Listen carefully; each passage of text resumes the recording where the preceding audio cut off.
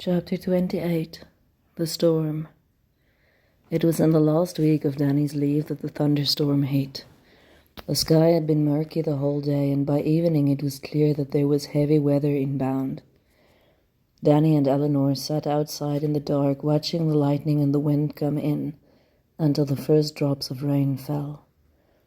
It lasted for a while, wild winds and pouring rain, a proper storm. Lightning hit a tree down the street. Tim was home and cursed, as if it's not bad enough getting bombed constantly. It was still raining when they went to bed. Eleanor slept fitfully, dreamt of bombers and lightning, explosions in the night. It was very early when there was a light knock on her door. "Are you up, darling? I made coffee." "I'm coming." She dressed, tied up her hair. "It doesn't look like either of us slept much." He shook his head. "I thought I heard planes in the night. I think there was a raid not too far away in the early hours after the storm. Couldn't be sure, though.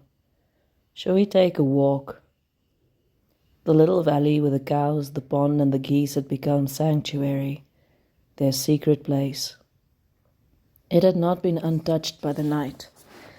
The tree close to the water had been struck by lightning, a branch torn off. The geese were nowhere to be seen. It was as they walked back up the hill that there was a rustle in the fence. "I think something's trapped in there." Danny strode long-legged through the brush and grass, parted the bushes around the barbed wire fence. "Elle," he called back at her, "I need a hand, please. It's the goose. She's stuck, and I think she broke her wing." They struggled, the goose fiercely and desperately fighting them, trying to bite their hands. Danny took off his jacket, folded it over her head. "See if you can keep her head contained and quiet." It was daunting. Up close she was a big and fierce bird, but she stilled in the darkness. Eleanor could hear her frightened breathing whistle through her nostrils. Danny spoke softly as he struggled to free the wing from the fence. "Easy, sweet girl. It's almost over. Don't be afraid. We're helping, girl. We're helping. We won't let you die. You're going to be okay. You'll fly again. Don't be afraid." He very carefully eased her wing out. There was some blood. "What are we going to do?" "I think I can wrap her wing in a way she might heal up. I once saw our vet back home in Rome do it. I did yard jobs for him and I'd watch him work sometimes." "Are we taking her home?" "We'll have to. Let me take her." Still keeping her head tucked under his jacket, he tried to wrap the goose as comfortably as possible, folding the wing securely against her body.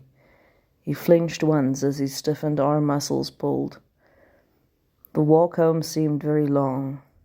Danny sat down with the goose on Tim's garden bench. "Elle, do you think you could please fetch my leftover sticking plaster and some scissors?" She did, and Jan followed her out. "What are you two up to now? Oh, for heaven's sake, what is that? You are not bringing that in my house."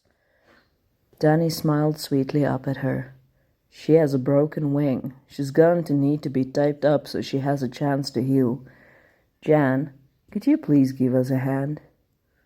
"I'm not touching it." "That's all right. You can just hold the plaster and scissors. Elle will help me hold the goose." Eleanor went down on her knees, took a firm hold of the goose. Her body was bonier, lighter than she had expected. Danny gently stretched out the wing. The goose tensed, braced, whistled tiny protest whimpers through her nostrils. "Right here. It's definitely broken right here. Jan, can you please unwrap the end of the plaster and hand it to me? There. Elle, see if you can lift the other wing a little, please. I have to tape her broken wing tightly to her body, but I'd like her to be able to have movement in the other one. See? I'll just tuck this one neatly in position. It should sit folded and then wrap it all around her body. 3 or 4 weeks should probably do it." "Where are you going to keep it?" Jan was less offended now and more intrigued. I was hoping Tim would let me build a little coop for her in the backyard. Janice shook her head. You two are children, do you know it? Tim wouldn't care. He was going to build a chicken coop at some point. There'll be chicken wire and things in the little shed. Do what you must, as long as you don't bring that in my house. I don't like birds. Thank you, Jan. She rolled her eyes but smiled. Children, I tell you. I've got a big box somewhere that you can stick it in until you've got a cage built. They spent the rest of the day making an enclosure on a grassy but shady corner of the lawn. Tim came home and came to sit with them, intrigued. By late afternoon, the wire enclosure was ready for its occupant. Tim grinned. You should have made it bigger then. I could have kept chickens in it when the goose is mended. I'll come back and make it bigger. Give you a hand with a roof on it, too. All right, I think we can let her loose. She waddled carefully into it and had a drink of water and stared at them as if trying to decide whether she could trust them or not. Let's give her some space to settle in. She's had a rough time today. Let's have a beer, it's been a long day. So Tim fetched them beer, and the four of them sat under the tree, Tim and Jan on the bench, Eleanor and Danny on the grass, and everything felt right in the world.